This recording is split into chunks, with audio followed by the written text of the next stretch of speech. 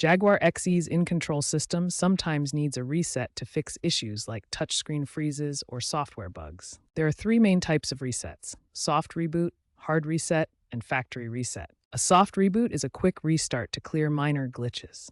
A hard reset is used for unresponsive screens. And a factory reset wipes all data, reverting the system to its original state. Before any reset, ensure your car is parked and back up your data via the Jaguar app to avoid data loss. Keep in mind that improper resets can temporarily affect navigation or climate controls. A factory reset is best for resolving deep issues or preparing the car for sale, but start with a soft reboot first. To perform a soft reboot, access the InControl touchscreen settings menu.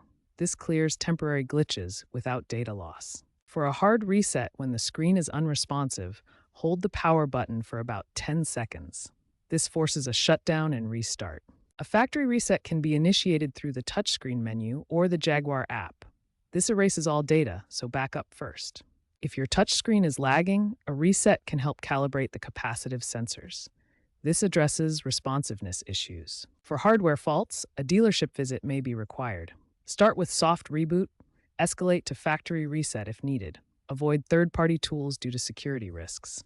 Ensure your InControl system has the latest software and firmware updates for optimal performance.